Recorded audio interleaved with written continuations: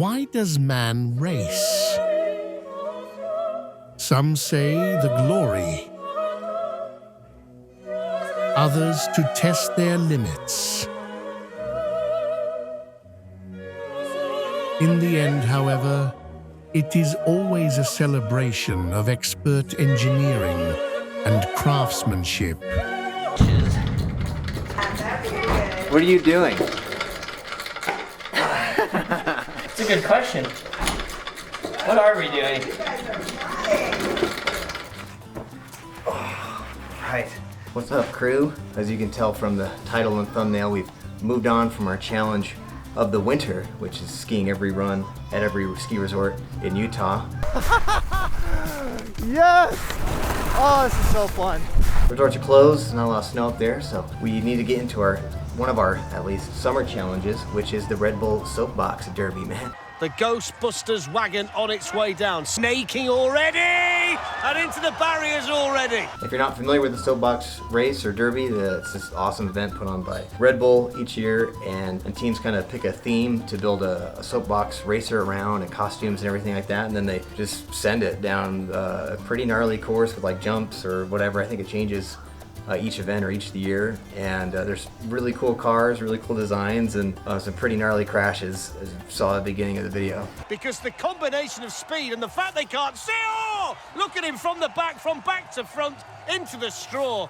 That is it. So this year it's coming to Utah, and there was a team that was put together. One of my friends was in it and tacked me on here at the end, and it should be cool, man.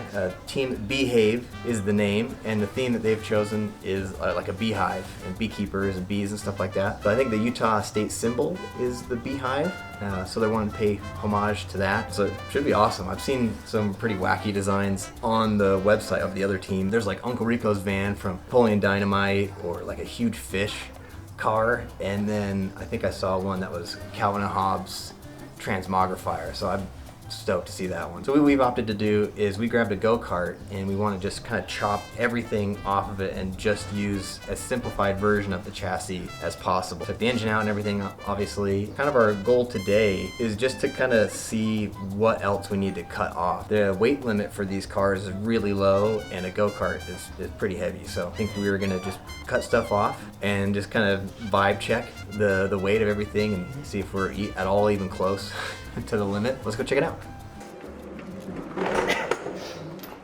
Why are you taking that off, Tanner? We're cutting weight. We gotta cut a lot of weight. Fast. Where's the Ozempic? How much does the cart need to weigh? 175. Okay, how much is it now? Can't remember. Too much. Time to get cutting. Much.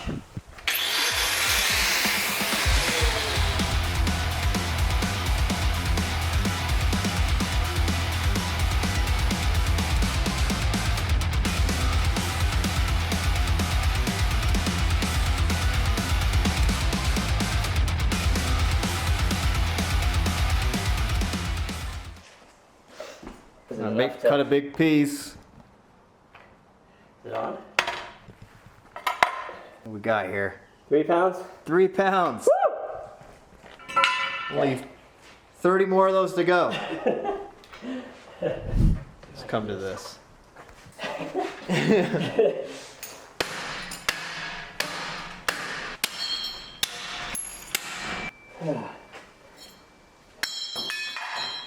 This is a very precise and scientific method.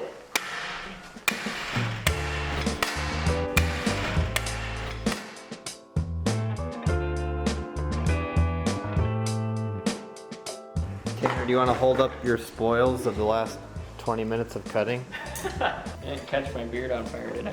As soon as you know. Look great. There was a couple times that it was just like. There it is. There it is. What do you need? Pretty stable. Wide at the back. Yeah. Oh, which show it up. Oh, it's over here. It is 29. So 40, 30, 30. It's 100. Without that thing. Without this. Without the brakes. They make us have brakes. And it can't be your feet. It can't be your legs. Okay, so we've been cutting for the last bit and some flies, man, and done some little bit not as precise work as well. Let me give it. Let me. And I think what we're finding is it's still just way too heavy, man. Which is, I guess, part of the challenge. I like that. So we do need to think a little bit more drastically in terms of like the design and the weight and everything like that. So maybe reconstruct maybe a different back axle and back end of the car in a little bit more lightweight manner. But we also did get some supplies today for the, I guess, the frame of it. We're building the car and the honeycomb and everything like that.